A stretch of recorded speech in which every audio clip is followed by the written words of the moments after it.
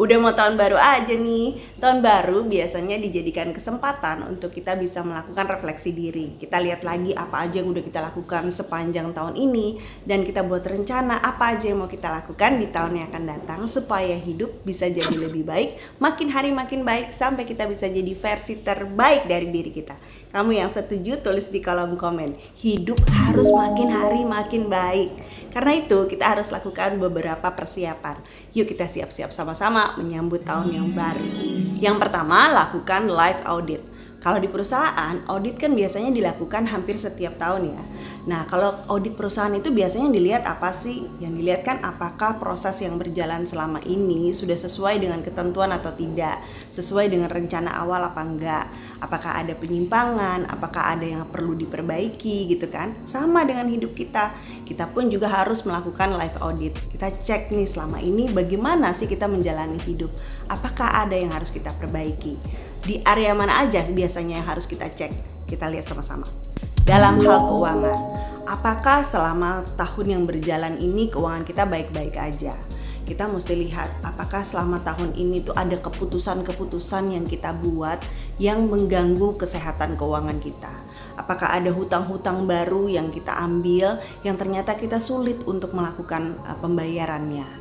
Atau kita cek juga nih berapa banyak sebetulnya uang yang berhasil kita tabung tahun ini. Terus secara investasi berapa persen pengembangan investasi kita di tahun ini. Kita mesti lihat apakah keuangan kita ini sehat atau enggak sepanjang tahun ini, dan apa yang perlu diperbaiki di tahun yang akan datang. Dari segi kesehatan, kita mesti lihat apakah hasil medical check up kita tahun ini baik-baik aja atau enggak. Ada nggak sih yang perlu lebih diperhatikan? Misalnya berat badan kita apakah turun secara signifikan kah, atau mungkin naik secara signifikan? Apa penyebabnya? Makanan apa sih yang suka kita konsumsi sepanjang tahun ini? Barangkali kita lebih banyak makan junk food tahun ini atau gimana gitu. Kita mesti cek tuh. Bagaimana dengan olahraga? Apakah kita cukup olahraga nggak sepanjang tahun ini? Dan macam-macam hal yang berkaitan dengan kesehatan kita masing-masing. Bukan hanya kesehatan secara fisik aja yang harus kita lihat, kita juga harus cek kesehatan mental kita. Apakah sepanjang tahun ini kita sering stres? Apa sih penyebabnya? Kemudian apakah kita terlalu sibuk selama ini sampai kita kurang istirahat? Atau apakah kita sudah cukup gak sih merawat diri kita sendiri, melakukan self-care?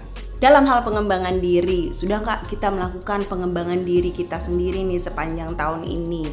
Hal-hal apa aja sih yang udah kita capai? Ada nggak hal-hal baru yang kita pelajari sepanjang tahun ini? Kayak misalnya hal-hal yang dulunya itu sesuatu yang sulit untuk kita lakukan, tapi sekarang jadi bisa kita lakukan karena kita belajar sesuatu yang baru gitu ya. Misalnya kita baca dari buku, berapa banyak buku yang kita baca tahun ini. Terus udah gitu tutorial, kita ikut kelas-kelas online atau seminar-seminar, apa aja tuh yang udah kita ikutin. Misalnya kursus jahit atau kursus masak, kali sekarang masakannya jadi lebih enak gitu, bisa aja kan.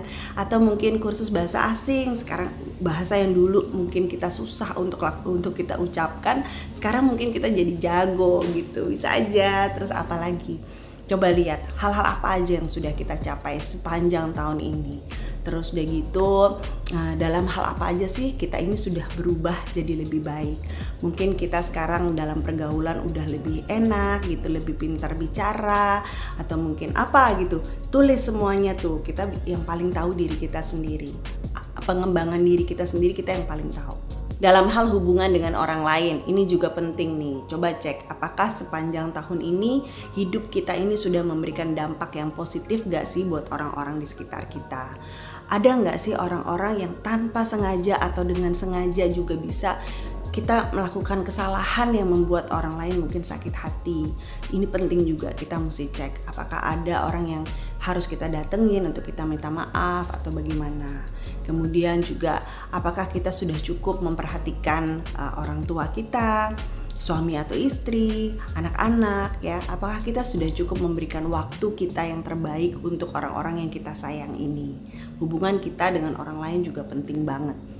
Yang kedua, setelah kita melakukan live audit, kita harus membuat visi yang jelas, buat rencana yang jelas. Hal apa aja sih sebetulnya yang ingin kita capai di tahun ini?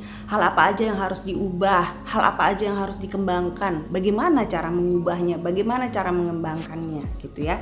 Dengan visi yang jelas, kita akan jadi lebih termotivasi untuk bisa mencapai tujuan itu. Nah, tapi pastikan bahwa visi itu adalah visi kamu sendiri, bukan visinya orang tua kamu atau mungkin visinya temen, bukan visinya pasangan, bukan, tapi visi kamu sendiri gitu. Kalau kamu orang yang kreatif, kamu bisa bikin kayak vision board gitu. Apa-apa aja sih yang ada di bayangan kamu nih tentang diri kamu di tahun depan itu apa. Lalu bikin tuh vision boardnya. Kalau kelihatan gitu visinya, biasanya kita akan lebih mudah gitu untuk bisa mencapainya karena kita termotivasi ya. Tapi ingat, make it your own vision, bukan vision orang lain, tapi benar-benar rencana kamu sendiri, visinya kamu sendiri. Yang ketiga, ubah mindset.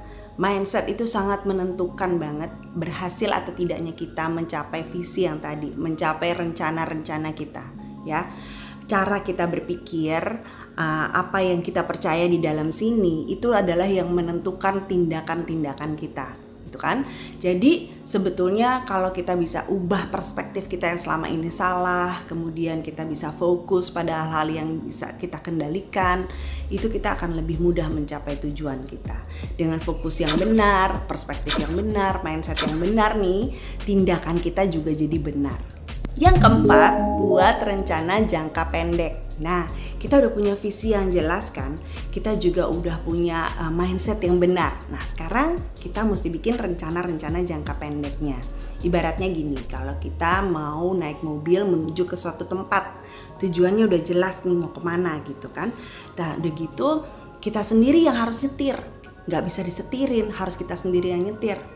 Jadi kita yang tahu kapan harus belok, kapan harus jalan lurus, kapan harus jalan pelan-pelan karena mungkin ada orang lewat atau mungkin ada polisi tidur gitu. Kapan harus bisa ngebut gitu. Kapan harus ngegas, kapan harus ngerem, kita sendiri yang menentukan. Ya, makanya kita mesti bikin rencana-rencana kecil, rencana jangka pendeknya, rencana hariannya, kemudian rencana mingguan, rencana bulanan gitu. Jadi kita tetap keep on track menuju ke tujuan itu. Kita mesti latih diri kita sendiri untuk bisa disiplin, untuk bisa konsisten. Yang kelima, perhatikan orang-orang di sekitar kita. Ya, kalau kita mau berubah nih, bukan cuma kita sendiri yang harus berubah, lingkungan kita juga harus bisa mendukung. Kalau misalnya ada orang-orang di sekitar kita yang misalnya lingkungannya orang-orang yang males, ya susahlah kita untuk bisa maju kan, karena kita jadinya bisa ikutan males juga. Mau gimana mau maju, ya nggak? Tinggalin teman-teman yang toksik, tinggalin aja, atau at least kurangi deh pergaulan sama mereka, kita kurangi gitu supaya nggak membuat kita jadi beban. Dan kita mesti bisa mengelilingi diri kita dengan orang-orang yang bisa mendukung kita, yang support kita, yang kasih semangat buat kita untuk maju terus. Ibaratnya kalau tadi kita lagi nyetir mobil menuju ke tujuan kita itu, ada orang-orang di pinggir jalan yang kasih support, ayo kamu bisa maju, ayo gitu, kamu bisa sampai di sana, istilahnya kayak gitu. Jadi kita semakin semangat untuk bisa sampai di tempat tujuan.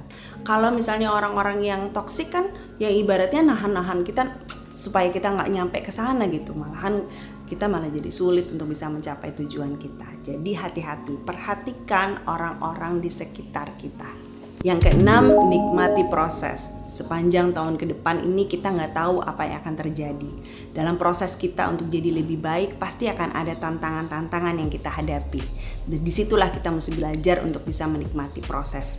Istilahnya nih ya, kalau seandainya kayak diamond, kayak berlian itu, untuk dia dibentuk, bentuknya begitu indah, warnanya bisa keluar gitu ya, bisa bersinar, itu dia diasah berulang-ulang, sampai akhirnya dia jadi segitu bagus. Pada saat diasah rasanya nggak enak. Kita pun sama, waktu kita diproses, waktu kita lagi mau berubah itu rasanya nggak enak waktu diasah. Tapi sesudah itu kita akan muncul jadi lebih baik. Nah, makanya kita harus bisa menikmati proses itu dengan baik ya. Kalau kita melakukan kesalahan, buru-buru sadar dan balik lagi ke jalur yang benar. Kalau kita gagal, ya jangan putus asa, jangan nyerah. Gagal itu biasa, selalu ada kesempatan lagi. Karena itu kita mesti belajar untuk terus menikmati proses yang ada. Tahun depan hidup kita harus jadi lebih baik. ya, tapi nggak bisa lebih baiknya itu secara instan begitu aja, ya nggak bisa. Ibaratnya kayak tanaman ya, tanaman itu kan pada waktu kita taruh bibitnya itu di dalam tanah, dia nggak langsung tumbuh besar, enggak, dia perlu proses. Tanaman itu harus dikasih pupuk, kemudian disirami air setiap hari atau mungkin beberapa hari sekali, lalu dikasih sinar matahari, dan kemudian dia tumbuh. Makin hari makin besar dan makin indah. Keluar juga bunga-bunganya gitu kan. Jadi kita itu seperti itulah. Kita nggak bisa mengharapkan perubahan yang instan begitu aja, tapi kita harus bisa ikutin prosesnya pelan-pelan, dan dalam proses itu kita jadi semakin indah. Mudah-mudahan nih tahun depan di tanggal yang sama kita bisa nengok ke belakang, kita lihat hidup kita di belakang, terus kita bisa tersenyum melihat bahwa kita sudah jadi makin hari makin baik. Oke, saya seneng banget bisa sharing sama teman-teman semua. Kita ketemu lagi di video yang ini. Thank you for watching. Bye.